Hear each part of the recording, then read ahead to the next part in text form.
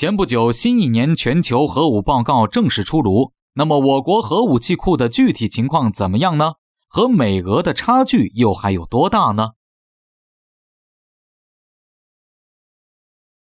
各位老铁们，大家好，欢迎收看本期迷彩虎，我是虎哥。就在前几天，瑞典的斯德哥尔摩国际和平研究所发布了一年一度的全球核武报告，而本年度的核武报告显示，今年全球各国的核弹头总数有所下降，由13400枚降至2021年年初的13080枚。而这其中呢，美俄两国自然是占据了核弹头数量的大头。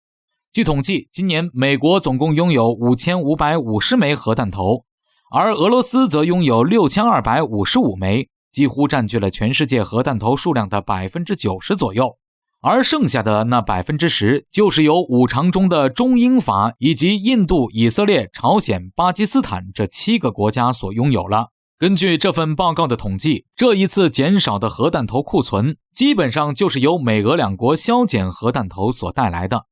而中印、巴基斯坦等国核弹头的数量还有所增加，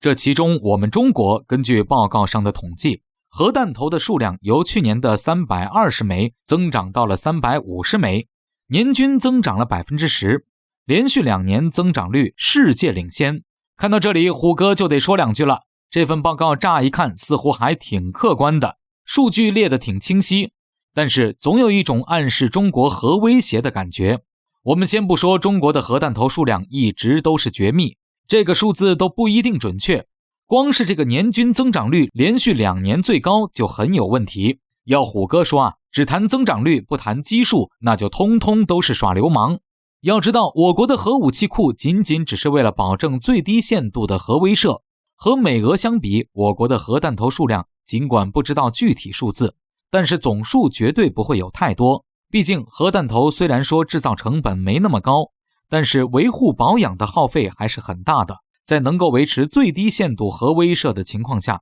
还是将资金投入到更加急需的武器装备中更合适。因此在基数很有限的情况下，我们的增长率看着挺高，但是增加后的总数还不到美俄的一个零头呢。就算是我们这些年真的在快速增加核武库的规模，其实也是很正常的事情。当前我国在这一方面面临的一个最主要的问题，就是我们所拥有的核弹头数量恐怕已经不能再维持最低限度的核威慑了。这是为什么呢？其实在虎哥看来，原因很简单，就是美国对我们的定位变了。在此之前，我国在美国看来那就是一个二流国家，大而不强，对美国也没有什么威胁，双方合作要大于竞争，于是我们就能和美国正常的做生意。当然就这样，军事禁运那也是照常有。这个时候的我国能够购到美国本土的核弹以及载具，就只有那么20发的东风5洲际弹道导弹。但是由于我国对美国威胁不大，在美国看来，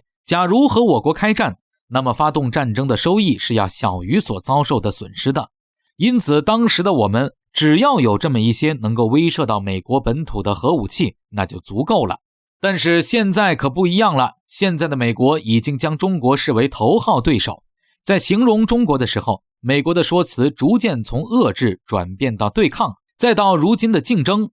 从这些词汇大家也能发现，美国逐渐已经将中国当成了一个平等的对手。这个时候通过一场战争将美国的头号竞争对手击败，对美国来说收益可就非常大了，甚至能够大到让美国认为哪怕是本土遭受很大的伤亡也值得。这个时候啊，我们的核武器可就不一定够用了。尽管这种可能性不大，但是我们可是一点风险都冒不起。因此扩大核武库，增强核威慑能力就很有必要了。这就相当于提高了美国发动战争的成本。假如说真有战事，我们有能力极限1换1，那么美国就得掂量掂量这个代价值不值了。当然了，我国增加核弹头还有一个很现实的需求，那就是核载具的更新。要知道，核载具本身的成本是非常高的，要比核弹头贵得多。因此一般情况下，核载具的数量要比核弹头少。我国此前核载具的数量本身比较少，同时发射方式主要还是陆基，因此当时也没必要保持太多的核弹头。但是现在不同了，随着东风41、巨浪3、空基弹道导弹等新一代核载具的服役，弹头搭载数量和方式极大增加，因此也就需要相应的增加核武库的数量，否则连这些核载具的战斗部都填不满。